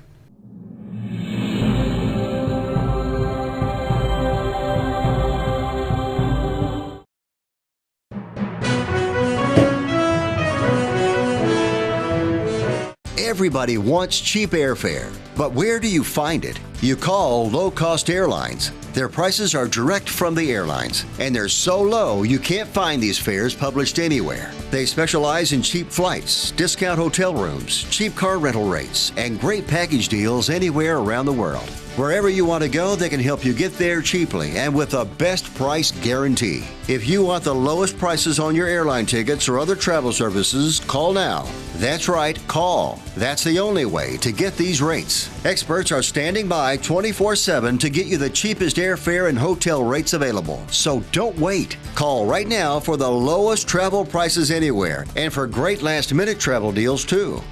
Call 888-431-0562. That's 888-431-0562. 888-431-0562. 888-431-0562. Dish TV is better than cable TV. Here's why. Dish has the nation's lowest TV price, along with an award-winning DVR that can skip commercials, record 8 shows at once, and get access to thousands of movies at your fingertips. Cable simply can't even compare. So the smart choice is to cut the cable and get Dish. Plus, you get all these great TV features, free HD DVR upgrade, free installation, and free movie channels. Say goodbye to cable and get more with Dish TV. 877-290-7764, 877-290-7764. As an added bonus, you can switch to Dish now and receive a $50 Visa gift card. So call now and get Dish TV. Call 877-290-7764, 877-290-7764. That's 877-290-7764. Limited time offer, 24-month commitment and credit qualification required. Cancellation fee, monthly equipment fees, and other restrictions apply. Promotion can change at any time. Friend, do you remember when it felt good to withdraw your cash from the bank to expand a business, go on vacation, or buy a new car? Well, today, withdrawing your own cash has become a very risky business, according to The Secret War, a shocking new research report. I just read it. And folks, I was amazed to learn why banks are now required to spy on us for the government and then report any suspicious or unusual behavior. I suggest you get The Secret War free Just call the number on the screen, no charge, from the folks at Swiss America. And get this, did you know simply spending cash today may be enough to have you branded as a potential criminal? That's right. The new war on cash is really a war against all freedom-loving Americans. The secret war is yours, free, so call the number on the screen and you can tell them Pat Boone gave you the number. George, that just about wraps it up for today's show. I want to thank you for sitting in as my co-host. And George, please tell our audience how they could keep track of what you do and what you write and all those good things. Well, it's easy enough. Just ff.org, that's the website. Frontiers of Freedom is ff.org. And then on Twitter, you can follow me at glandrith. That's Landrith. Glandrith. So clever. George, we've had a couple of great conversations with a couple of great guests. Absolutely. It was great to have Rick on again, friend of the show, friend of yours and mine, a friend of liberty. And I think he made a lot of good points about the fear of this gross national debt that's going to smother us. We got to be careful. And then, of course, Ximena Barreto is always a lot of fun to have on because she's energetic, she cares about her country, and she's an American by choice. She came here legally and loves this country and loves its constitutional system. And so I always like hearing from her because she brings she doesn't take it for granted. Some Americans do. She does not. Nope. The Republican check. That's right. That's right. It's exciting. But for right now, we're out of time. We got to run and we got to go. Take care. God bless. And we'll see you tomorrow on TV and on radio. Hey everybody, coming to you from my little Zoom studio here, and you need to hear this because you're being bombarded right now with these really over-the-top accusations against the president that he's got blood on his hands, that his denial and delay has cost lives, and that basically he took no action until it was too late. The question is any of this true? All right, let's start back in January. January 15th, the first patient with coronavirus enters the United States from Wuhan. That was also the same day that these impeachment pens were being handed out. But luckily, the administration was on top of it. A couple of days later, January 17th, they were already implementing screenings at San Francisco, Los Angeles, and New York airports for flights coming in from Wuhan. But still, even about a week later, our mainstream media was still promoting things like this.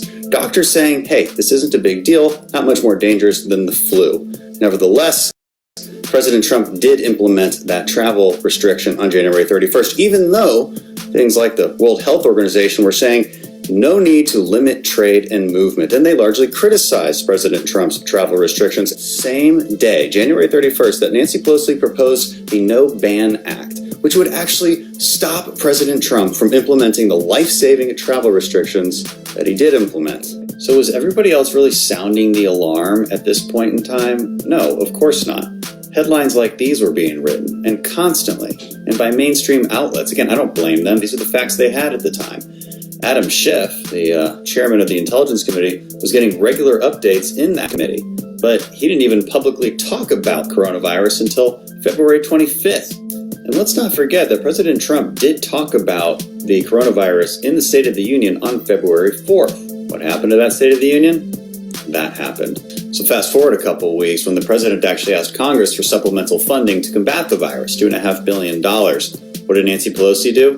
Instead of putting that money on the House floor to be voted on, she put a bill to ban flavored tobacco.